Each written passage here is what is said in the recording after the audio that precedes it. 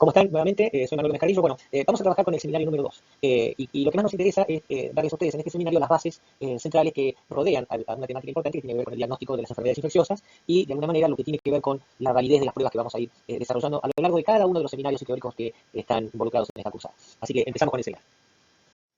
De manera resumida, vamos a plantearnos tres objetivos en general. Que ustedes puedan conocer las características y las técnicas que se utilizan en el diagnóstico microbiológico, ver cuáles son los diferentes procedimientos que se utilizan para poder arribar a un resultado en el laboratorio, y algo que nos parece muy importante que tiene que ver con la interpretación, ¿sí? Los parámetros que van a establecer la validez y la utilidad que esto tiene en la práctica médica. Tienen que pensar, en esto es muy importante, que el laboratorio les va a ofrecer un resultado y la interpretación de ese resultado forma parte de la práctica médica que ustedes ejercen. Por lo tanto, esto es muy importante porque el problema no lo va a resolver el laboratorio. El laboratorio les va a dar un dato y el problema lo van a tener que encarar ustedes con el paciente que están atendiendo. Y entonces podemos usar una breve definición en la cual nosotros definimos el diagnóstico microbiológico como un conjunto de procedimientos que nos permiten determinar cuál es el agente etiológico en una enfermedad infecciosa. Pero no en todos los casos es necesario hacerlo. Es importante que sepan cuál es la relevancia que adquieren determinadas entidades y esto es un poquito lo que vamos a ir viendo a lo largo de la cursada. Esta es una imagen que resume un modelo de cómo sería la metodología para arribar a un diagnóstico de una enfermedad infecciosa. Es una cuestión general, no todo es igual, pero de alguna manera cuando se presenta un paciente, ustedes van a tener que hacer una evaluación clínica que involucra, en muchos casos, antecedentes epidemiológicos que puedan ser relevantes para arribar al diagnóstico, la presentación de signos y síntomas que el paciente pueda estar manifestando y, lógicamente, algunos estudios clínicos que sí corresponden, por ejemplo, el caso del diagnóstico por imágenes o análisis clínicos en general, digamos, les permite a ustedes orientar hacia una posible causa infecciosa de una enfermedad, de los cuales en muchos casos hay que hacer un diagnóstico diferencial.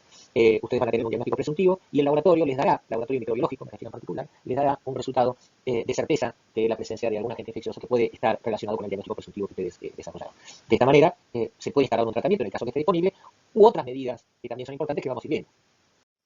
Y estos 4 puntos resumen los aspectos más importantes que tiene el diagnóstico microbiológico en la práctica clínica. En primer lugar, el reconocer la etiología nos permite predecir de alguna manera la evolución que puede tener una infección determinada y de esta manera tomar medidas de intervención médica que eviten consecuencias más graves en el futuro en el individuo que está infectado o enfermo con este agente. Lógicamente también nos permite tener una presunción acerca del posible origen de esta infección y establecer ciertas pautas, sobre todo de profilaxis, teniendo en cuenta las características que el agente presenta en su vía de transmisión o en la fuente de infección en la cual el individuo pudo haber adquirido. Desde ya la elección de una terapia adecuada o la modificación de una terapia empírica que se haya desarrollado y algo que es muy importante, tomar medidas para, desde el punto de vista epidemiológico, cortar la cadena de transmisión en el caso de que esto involucre a otros individuos convivientes o un entorno epidemiológico determinado para que se pueda de alguna manera asegurar que no haya nuevos casos y mayor diseminación de este agente en la comunidad. Bien, entonces, para hacer un diagnóstico microbiológico, obviamente necesitamos de una muestra clínica. Las muestras clínicas son muy variadas, dependen de muchas situaciones en las cuales hay que decidir cuál es la muestra de elección. Las muestras las pueden tomar ustedes, en muchos casos las tienen que tomar ustedes, en algunos casos la tomará el personal del laboratorio al cual ustedes deriven y soliciten algún tipo de determinación en particular, en otros casos serán los mismos pacientes los que tomen la muestra en base a indicaciones precisas que ustedes les den. Pero es una etapa preanalítica clave y fundamental que puede influir muchísimo en el resultado final. Entonces, repasemos algunos conceptos que me parece importante que los tengan presentes para continuar con el tema.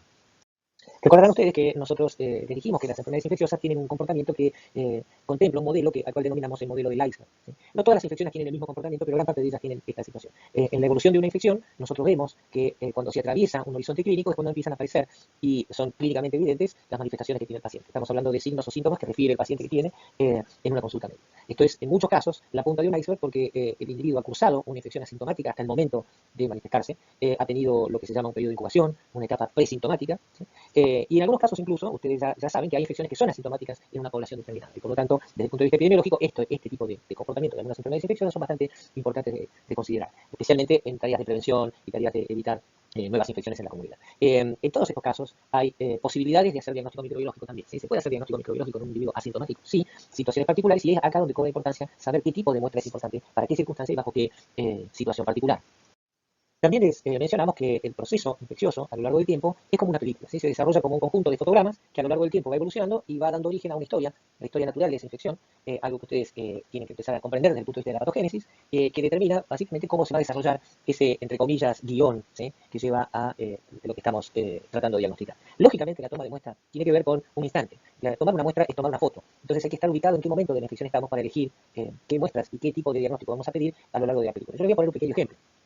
Por ejemplo, acá tienen un fotograma de una película. Si yo les pregunto de qué película estamos hablando, es muy probable que sea un poco difícil determinar cuál es el film al cual pertenece esta escena. Lógicamente, hay muchas películas que pueden tener imágenes similares, algo que también ocurre en las enfermedades infecciosas.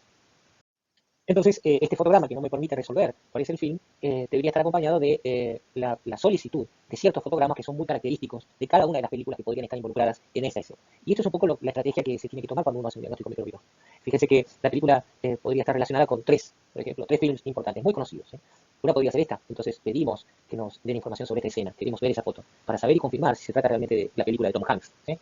O otra famosa película que también podría tener una escena similar, Titanic, o Piratas del Caribe, por ejemplo. Estas tres imágenes son muy representativas y muy específicas de ese film. Por lo tanto, tenga presente este concepto, porque de alguna manera el diagnóstico muchas veces requiere de investigar a distintos agentes posiblemente involucrados en el proceso infeccioso que se está manifestando en el individuo. Entonces, entrando en los procedimientos de diagnóstico microbiológico, vamos a identificar dos grandes metodologías, lo que es el diagnóstico directo y lo que es el diagnóstico indirecto. En primer lugar, les quiero comentar que no es lo mismo hablar de método de diagnóstico que hablar de técnica diagnóstica.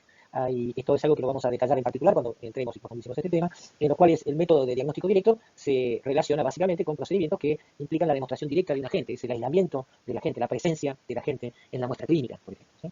O también cuando uno puede detectar mediante distintas técnicas, componentes del agente biológico en las muestras clínicas de un paciente.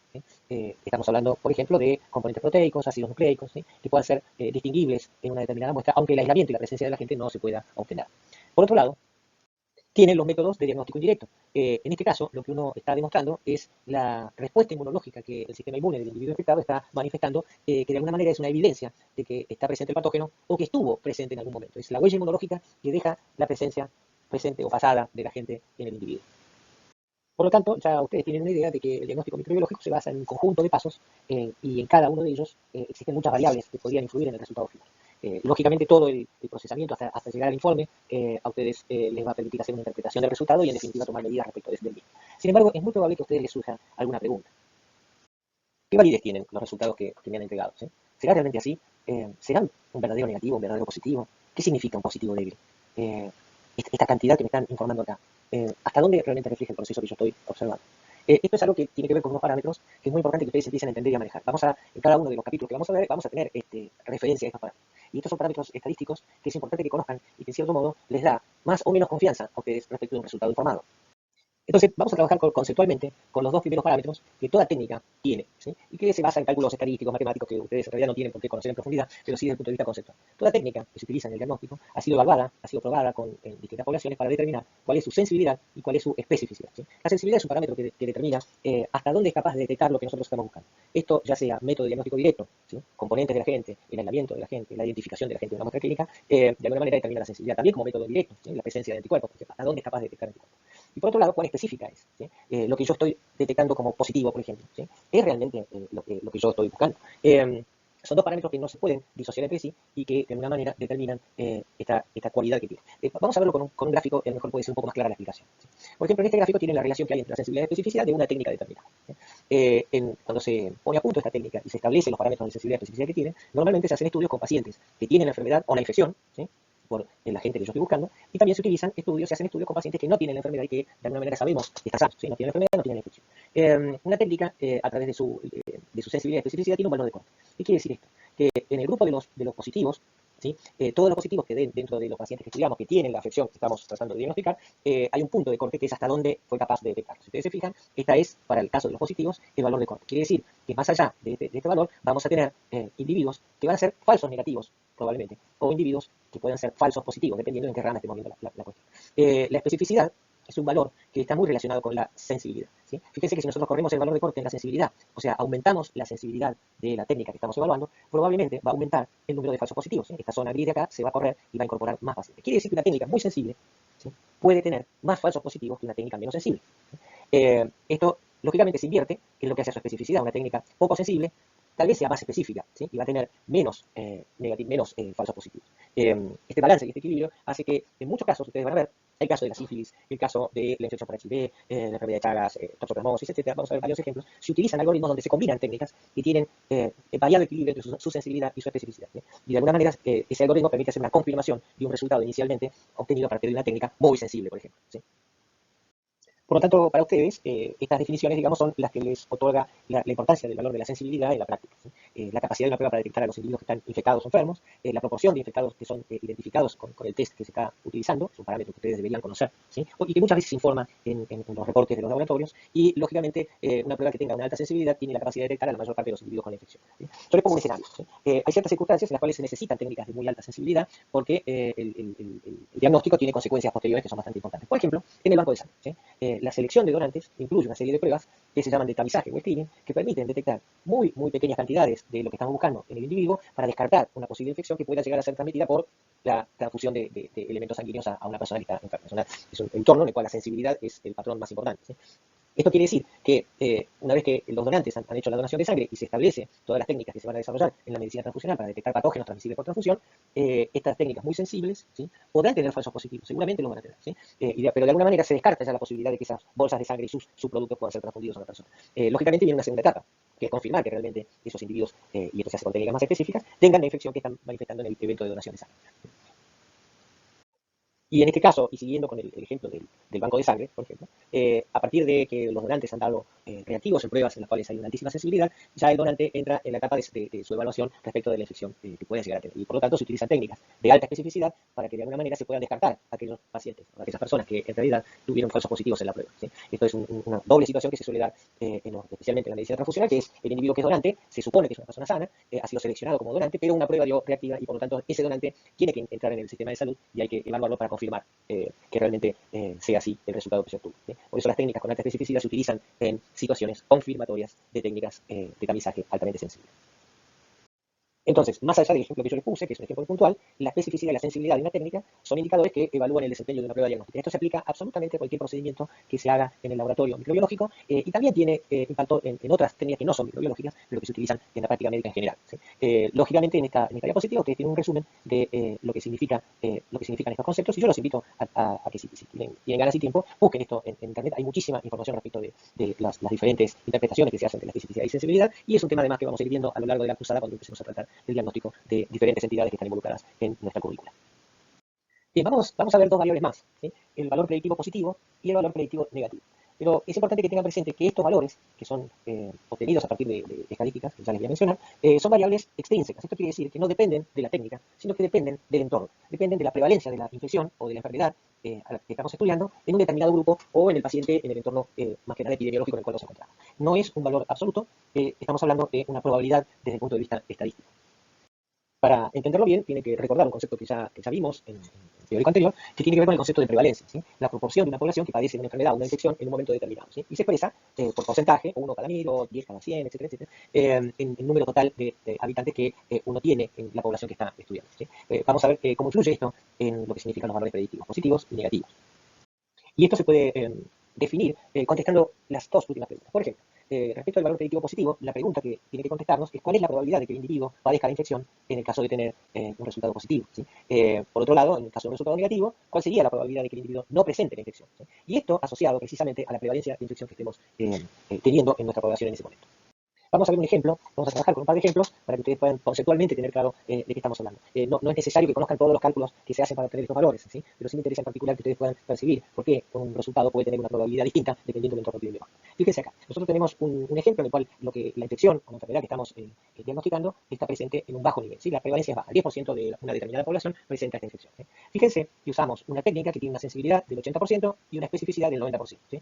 Es una misma técnica que es la que nosotros utilizamos para hacer el diagnóstico. Como lo que influye en la ecuación es precisamente la prevalencia, una prevalencia baja, ¿sí?, de alguna manera incrementa el valor predictivo negativo, ¿sí? Quiere decir que en una población donde la mayor parte de los individuos son negativos, obtener un resultado negativo tiene un valor predictivo muy alto, ¿sí? En este caso, fíjense, es del 97%, ¿sí? La técnica no está ofreciendo un valor predictivo positivo muy alto en este caso, ¿sí? Entonces, baja prevalencia, alto valor predictivo negativo. Esto podemos ver varios ejemplos. Acá hay algo que es interesante y que es muy significativo en aquellos casos en los cuales hay infecciones o enfermedades que son estacionales, ¿sí? O cuando hay una epidemia particular, ¿sí? Lógicamente, los valores predictivos van a cambiar en función de en qué momento estemos tomando la muestra y estemos haciendo el estudio. Les pongo un ejemplo.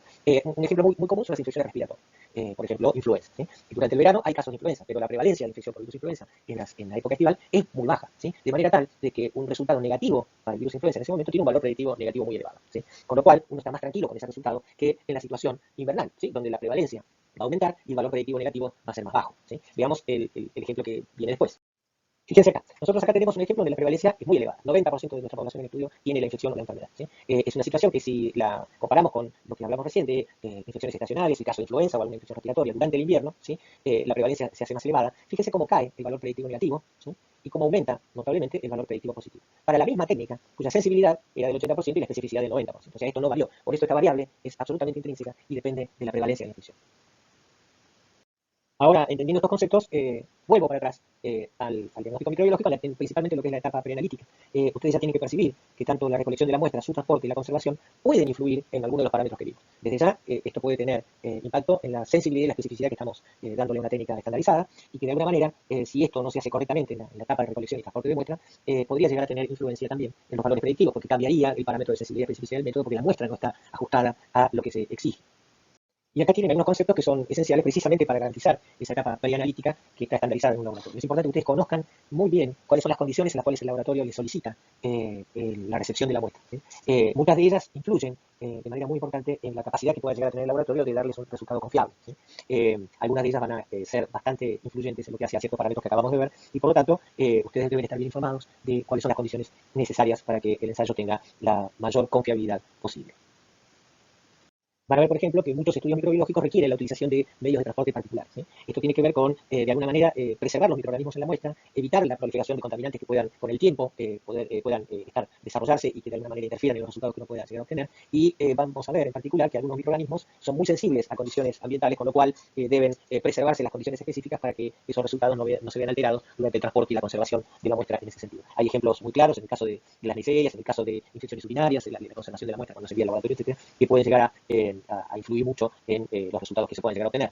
Van a ver que tanto para bacteriología, parasitología y también para el diagnóstico biológico hay distintos medios que están asociados específicamente a lo que estamos buscando, ¿sí? Y que de alguna manera estos es un muestreo general, digamos, de algunas cuestiones que son importantes conseguir. Por lo tanto, este es un tema que se va a ir desarrollando más adelante y que de alguna manera ustedes en la práctica van a tener que coordinar con el laboratorio que hace diagnóstico para que las condiciones de esta etapa preanalítica sean lo más adecuadas posible para la fiabilidad que uno va a tener en un resultado. Tienen que saber que no es cuestión de mandar muestras en cualquier frasco, cualquier tubo, esto está estandarizado. Muchos laboratorios los proveen, las instituciones en las cuales ustedes desarrollan su actividad suelen tener este tipo de materiales. Cada uno de estos dispositivos están específicamente relacionados con algunas determinaciones que se tienen que hacer y esto lo tienen que conocer, ya que es importante que se utilicen adecuadamente para llegar a un resultado adecuado. Porque algo que puede pasar, y que en la práctica suele ocurrir con cierta frecuencia, es que el laboratorio rechaza la muestra clínica porque la considera inadecuada, ¿no? Un laboratorio que trabaja con buenas prácticas, normalmente, si encuentra algún tipo de falla en el sistema de recolección o de transporte de la muestra, puede rechazar la misma. Y en esto ustedes tienen que considerar que no es un tema menor, ¿sí? Una muestra clínica tiene mucho valor. En algunos casos, algunas recolecciones de muestras clínicas son maniobras que pueden tener cierto grado de riesgo para el paciente. Es una muestra muy valiosa, es muy cara y pertenece a esa persona en la cual se está haciendo la práctica. Con lo cual, yo siempre insisto en la importancia de la responsabilidad profesional al momento de hacer esta etapa en la cual ustedes pueden llegar a intervenir en muchos aspectos, dándole un valor importante. Cuidar la muestra de un paciente es algo necesario para que todo el proceso sea eficiente, ¿sí? Y desde ya ser claros en la prescripción del estudio microbiológico que se solicita, ¿sí? Tiene que estar claramente definido qué es lo que ustedes están buscando, qué es lo que ustedes sospechan, el diagnóstico presuntivo, ¿sí? Qué material están enviando, aclarar qué material están enviando y de alguna manera, en lo posible, hacer una breve síntesis de la historia clínica que le permita al laboratorio elaborar una estrategia de pesquisa que sea más eficiente. En esto, tanto el laboratorio como el médico tienen que actuar coordinadamente para que sea bien clara la orden y qué estudios estamos solicitando. Una variable muy influyente en la obtención de la muestra, cómo se toma y cómo se conserva y se transporta, tiene que ver con las características que son propias de la muestra clínica. Ustedes saben que va a haber muestras que provienen de sitios estériles, el líquido cefalorraquídeo, la sangre para hemocultivo, por ejemplo, orina en determinadas situaciones, son compartimentos y son muestras que se obtienen de sitios que normalmente son estériles, con lo cual la presencia de un microorganismo puede definir claramente un diagnóstico siempre y cuando esto no haya sido una contaminación en la toma de muestras. Esto es muy importante, ¿sí? También existen muestras que uno las podría denominar, yo las podría decir muestras sucias, ¿sí? Muestras que provienen de sitios que no son estériles, que hay flora normal y que por lo tanto están contaminadas con microbiota, y esto es importante tenerlo claro en ciertas situaciones, por ejemplo en el caso de infecciones oportunistas, en las cuales parte de la microbiota puede ser el agente etiológico, pero estamos tomando muestras que están de alguna manera contaminadas y discernir respecto de todas las más complicadas cosas. Entonces la conservación y el transporte de las muestras es muy importante, sobre todo en los casos en los cuales la muestra puede tener distintos agentes que no son precisamente los responsables del cuadro que nosotros estamos observando. Bueno, vamos a empezar a recorrer distintas instancias del diagnóstico microbiológico. Empezamos con el diagnóstico microbiológico directo. Acá le puse en rojo la observación macroscópica, que en realidad no es microbiana, se asocia a ciertas situaciones en las cuales hay parásitos, que son metasuarios, que son a simple vista observables desde ya, pero que bueno, están dentro de las posibilidades de arribar a un diagnóstico etiológico desde ya. La observación macroscópica de la muestra se asocia principalmente a ciertas parasitosis asociadas a mitos, por ejemplo, que fácilmente a ojo desnudo simplemente se pueden observar en el caso de algunos ectoparásitos. Esto también es así, con lo cual, digamos, el diagnóstico directo no requiere de técnicas especiales microbiológicas para hacer su identificación. Entonces vamos a ver un poquito qué ejemplos tenemos de diagnóstico microbiológico directo, que tiene que ver básicamente con estas tres situaciones. En primer lugar, la observación microscópica del agente etiológico presente en la muestra, que tendrán distinto valor dependiendo si se trata de una observación en fresco o con coloración. Vamos a poner un par de ejemplos en estos casos. Y luego la detección de antígenos o ácidos nucleicos que la muestra clínica pueda tener del agente etiológico que pudiera estar presente, y el concepto que ya vimos, que es muy importante, que tiene que ver con el cultivo y el aislamiento del agente en medios especiales. Vamos a recorrer un poquito esto. Por ejemplo, el examen en fresco, a través de la microscopía óptica, permite identificar elementos del agente etiológico que puedan estar presentes en una muestra determinada. Acá tienen dos ejemplos. Este es un examen micológico de una micosis superficial, en la cual el material se obtiene a partir del raspado de las lesiones de piel. Esto tiene indicaciones muy concretas de cómo se hace esa toma de muestra. Y lógicamente, quien observa en el microscopio este producto del procesamiento de la muestra tiene que tener un entrenamiento especial. Esto muchas veces puede confundirse con otras cosas. Es alguien que tiene que estar entrenado y experimentado en poder identificar elementos fúngicos en una muestra de este tipo, ¿sí? Esto desde ya influye como variable dentro de lo que es la sensibilidad y la especificidad de una técnica, ¿sí? En este caso tienen la presencia de quistes, de Giardia en este caso, en un procesado de materia fecal, en la cual en fresco, dada la morfología que tienen estos quistes, y lógicamente con un ojo entrenado para poder identificarlo, se puede arribar a un diagnóstico relativamente rápido del agente etiológico presente en la muestra clínica procesada. Y acá tiene más ejemplos de parasitosis, de micosis, en lo cual la observación en fresco y dadas las características morfológicas de los elementos parasitarios que están presentes en la muestra, una persona entrenada puede claramente dar un informe respecto de lo que está observando. Pero en este contexto, las tinciones brindan un nivel de información superior. Especialmente lo que hace esto es muy usado en infecciones bacterianas, ¿sí? Ustedes saben que las bacterias pueden ser gram positivas, gram negativas, y además de poder separar estos grupos de patógenos a través de estas distintas coloraciones, uno puede también observar la morfología y disposición y agrupamiento que tienen estos agentes en una muestra determinada. Esto se informa en realidad como la presencia de cocos o de bacilos gram positivos, gram negativos, dispuestos en cadena, dispuestos en racimo, como dispuestos en empalizada, etcétera, etcétera. Es un nivel de información superior, pero de alguna manera todavía no definen el agente etiológico, ya que esto requiere de pasos posteriores para poder hacer la correcta identificación de la gente. Acá tienen algunos ejemplos de la utilidad que pueden tener para la identificación de distintos agentes que pueden estar asociados, especialmente en este caso de la coloración de Gram.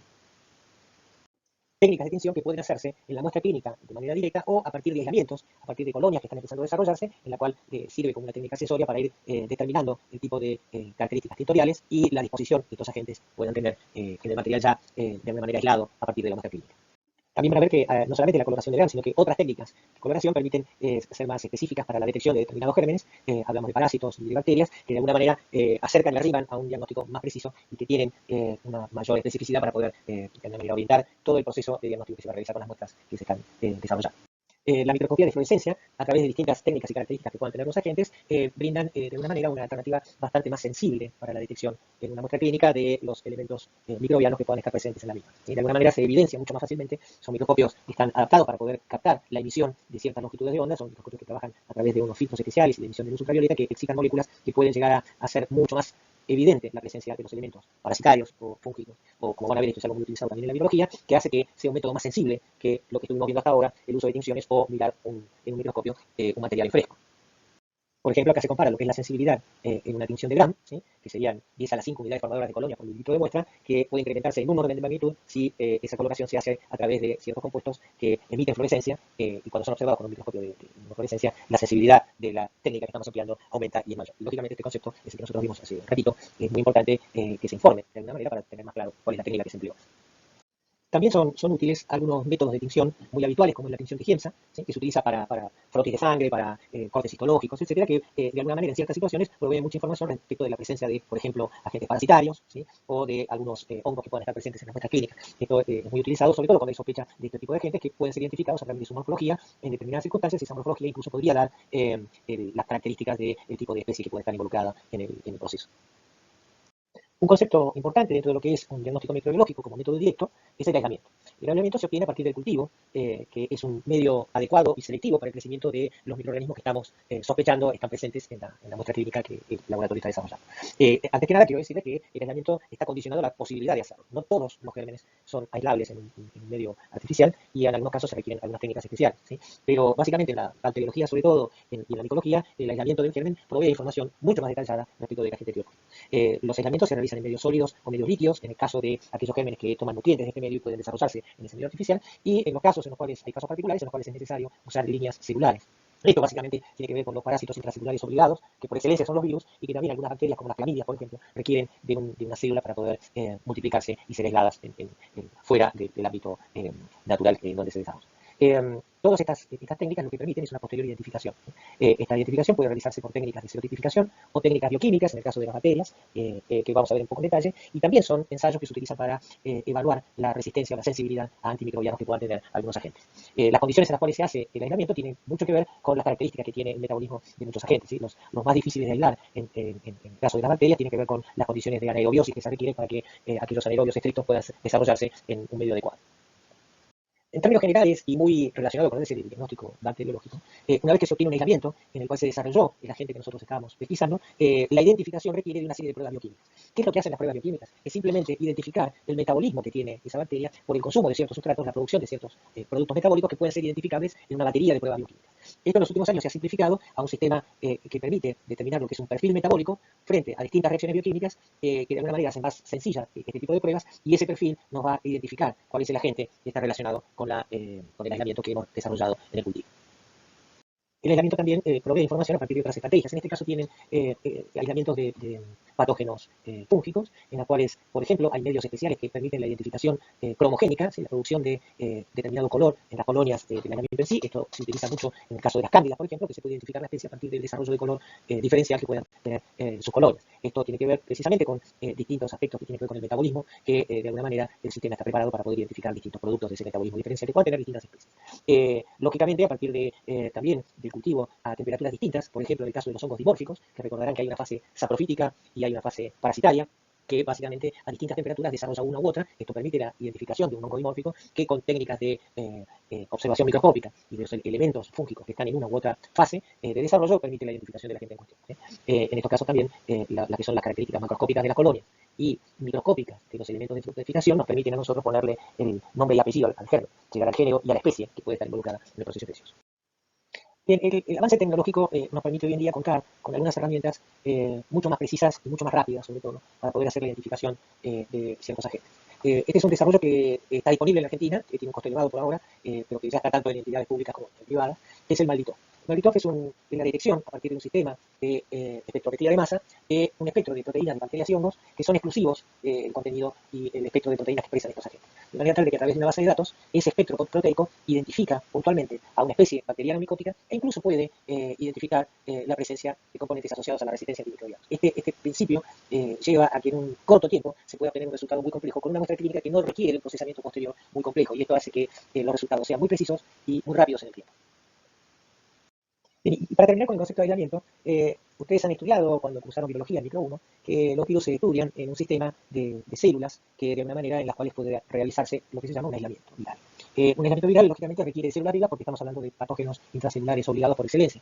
En lo que hace al diagnóstico, hoy en día es importante que sepan que el aislamiento de un virus en cultivo celular es algo que en la práctica se desarrolla en muy pocas instituciones y más que nada tiene fines de investigación, tiene fines epidemiológicos, tiene fines de caracterización posterior al diagnóstico, pero en general son muy pocas las situaciones en las cuales es necesario hacer un aislamiento de virus, ¿sí? Especialmente por lo laborioso, por el entorno tecnológico que se requiere y por lo costoso que es. Vamos a ver algún caso durante la cursada en el cual hay combinación de técnicas, por ejemplo, el cultivo celular combinado con una inmunofluorescencia específica con anticuerpos monoclonales permite en poco tiempo tener un resultado que nos indique la presencia de virus replicando en un cultivo celular. Esto se puede utilizar en casos, por ejemplo, como lo que ustedes van a ver con infecciones por citomegalovirus, por ejemplo.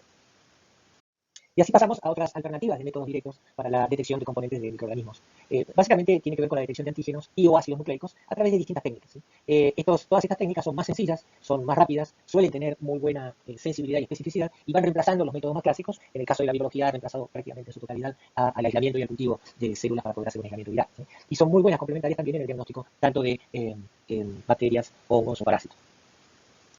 Yo les mencioné hace un rato que no había que confundir el método directo con la técnica directa o indirecta. Ustedes van a ver que algunas de estas técnicas que se utilizan como método directo para la detección, por ejemplo, de antígenos, ¿sí? La inmunofluorescencia directa o indirecta, la aglutinación o los enzimos inmunoensayos, como la ELISA, por ejemplo, pueden detectar antígenos y también pueden utilizarse en el método diagnóstico indirecto, como vamos a ver. A esto también se agregan las técnicas moleculares, que de alguna manera tienen un desarrollo muy importante hoy en día y permiten la detección y cuantificación también, son cuali y cuantitativas, de ácidos nucleicos en muestras clínicas, que tienen en general muy buena sensibilidad y especificidad para hacer un diagnóstico rápido y acertado, correcto.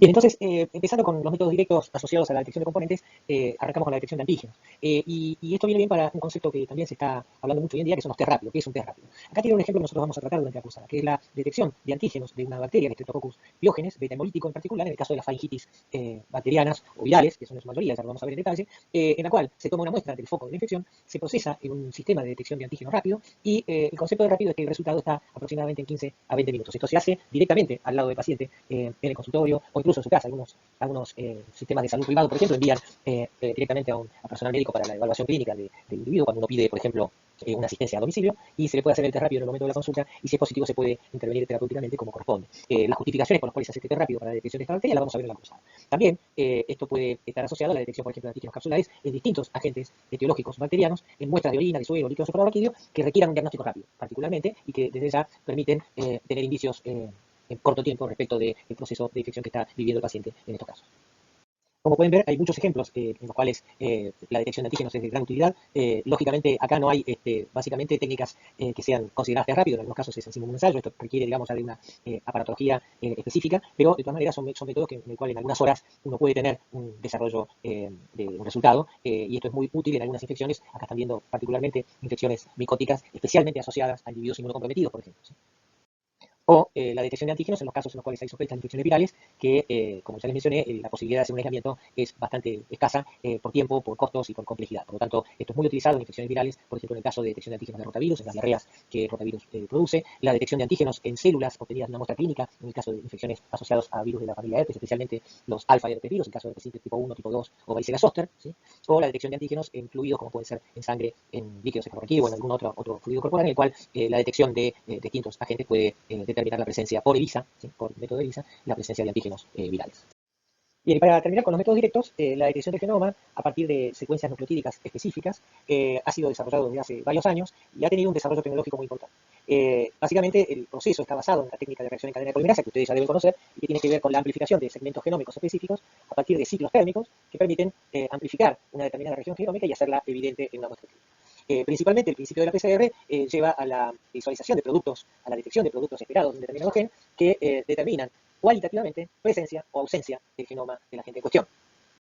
Pero el paso del tiempo y la evolución de esta tecnología permite actualmente tener determinaciones de tipo cuantitativo, que es la PCR en tiempo real, que requiere de una tecnología accesoria un poco más importante, pero que de alguna manera, al cabo de algunas horas de procesamiento, nos permite determinar la cantidad de ácido nucleico que había inicialmente en la muestra que nosotros obtuvimos del paciente. Y esto, de alguna manera, determina la carga microbiana, es lo que en biología se denomina la carga viral, ¿sí? No solamente saber si hay o no hay, sino tratar de determinar la cantidad. Y esto tiene mucho valor en la práctica respecto de la evolución de una infección y la eficacia, por ejemplo, de tratamientos que se estén efectuando de manera específica.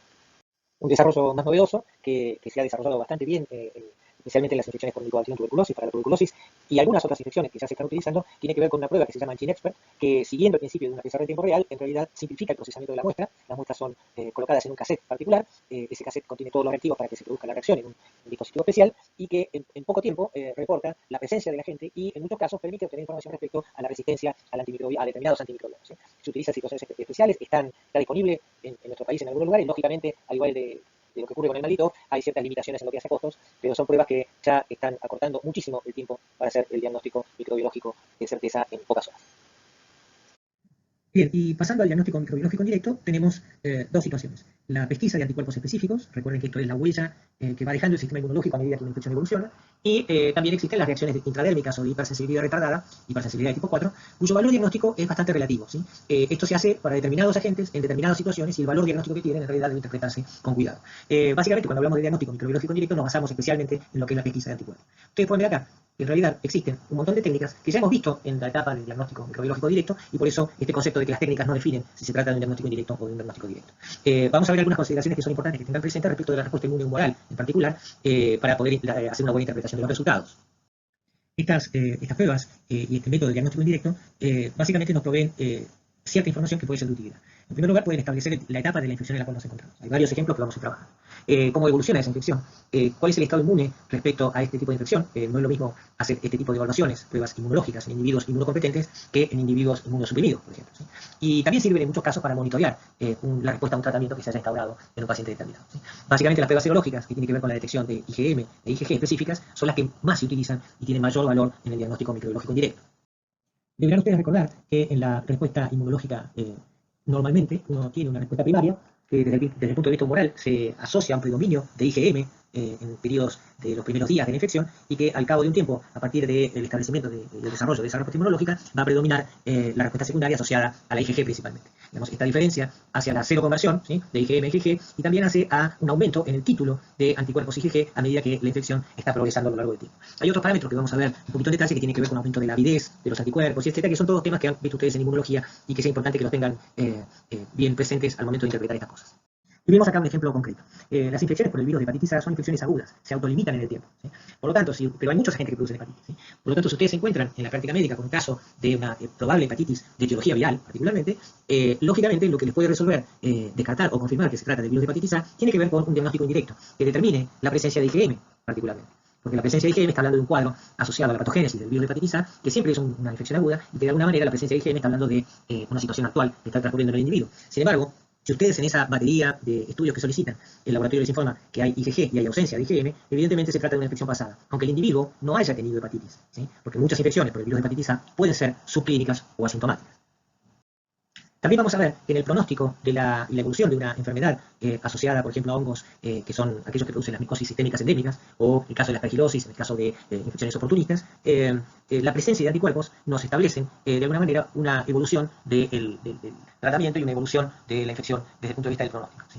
Precisamente en este caso, como la respuesta inmune celular es la que controla principalmente este tipo de infecciones, la presencia continua de altos títulos de anticuerpos está hablando de mal pronóstico, porque el balance de la respuesta inmune, desde lo que hace a la respuesta TH1 versus la respuesta TH2, está desequilibrado, ¿sí? Cuando la respuesta humoral es muy exacerbada, en este caso, el aumento del título de anticuerpos habla de un mal pronóstico, ya que la respuesta celular no está ejerciendo su rol. Ocurre frecuentemente en pacientes con trastornos inmunológicos de la inmunidad celular en particular, ¿sí? Sin embargo, si el título de anticuerpos empieza a decaer, de alguna manera está indicando que la evolución de la infección tiene un buen pronóstico, porque la inmunidad celular se está reparando y se está recuperando.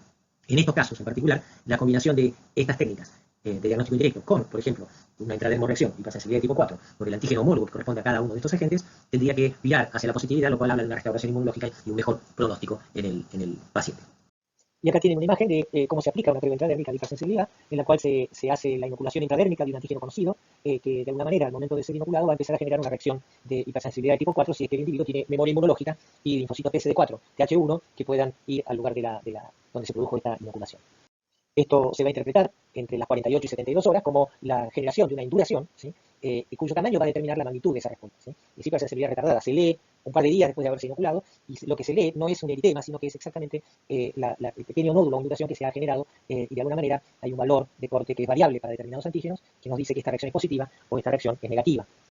Y acá tienen distintos ejemplos de antígenos que se utilizan para distintas situaciones, para distintas enfermedades infecciosas, que tienen momentos de lectura diferentes, que se interpretan dependiendo el tamaño que tenga esa induración, y que lógicamente el valor que tienen como prueba son relativas y tienen mucho que ver, más que nada, con valores pronósticos o diagnósticos en ciertas circunstancias particulares, ¿sí? O sea que no son pruebas que puedan utilizarse como pruebas primarias para hacer un diagnóstico etiológico. Entonces, para ir cerrando ya este seminario, seguramente ustedes habrán percibido que algo en el cual la evolución del desarrollo de las técnicas microbiológicas para arribar a un diagnóstico se basa mucho en el tiempo en el cual se desarrolla. El tiempo es bastante importante, ¿sí? Un diagnóstico precoz siempre es muy importante en las enfermedades infecciosas porque desde ya, lógicamente, indican la instauración de un tratamiento antimicrobiano específico en forma precoz. Esto beneficia mucho al paciente porque está comprobado que los diagnósticos tempranos y la intervención terapéutica temprana reduce y disminuye la mortalidad de los pacientes de forma significativa. Evita que haya tratamientos que sean empíricos y que de alguna manera, al ser prolongados y no se ve el más adecuado, pueden de alguna manera generar resistencia a los antibióticos, o sea que favorece el uso racional de antibióticos en los tratamientos y, lógicamente, permite establecer medidas preventivas más rápidamente, de manera tal de evitar que haya una propagación de una infección, ya sea en el individuo como también a nivel de la comunidad. O sea, tiene mucho valor en términos de la salud pública. Bueno, entonces, en conclusión, recuerden que el diagnóstico microbiológico tiene indicaciones que son precisas y que están muy relacionadas con la presentación clínica que el paciente les manifiesta. Y también es muy importante que recuerden que los antecedentes epidemiológicos son muy orientativos para poder arribar a un adecuado diagnóstico. Lógicamente, conocer el agente etiológico desde ya permite predecir el potencial patogénico que el mismo puede tener. Hay pruebas de laboratorio que además les brindan información respecto de algunos parámetros como la resistencia a antimicrobianos, etcétera, lo cual ustedes pueden ya predecir de alguna manera que esta infección puede tener un potencial patogénico mucho más grave, mucho más complicado, digamos, para el manejo del paciente. Desde ya, y lógicamente, la orientación hacia un tratamiento específico y eficaz es una de las piezas fundamentales de hacer un diagnóstico adecuado y el poder intervenir con medidas de profilaxis que de alguna manera corten vías de transmisión, por ejemplo, en convivientes o en personas que estén dentro del ámbito epidemiológico relacionado con el paciente. Así que bueno, con esto hemos finalizado el seminario, espero que lo puedan aprovechar, les agradezco mucho la atención que me brindaron y estamos en contacto permanente.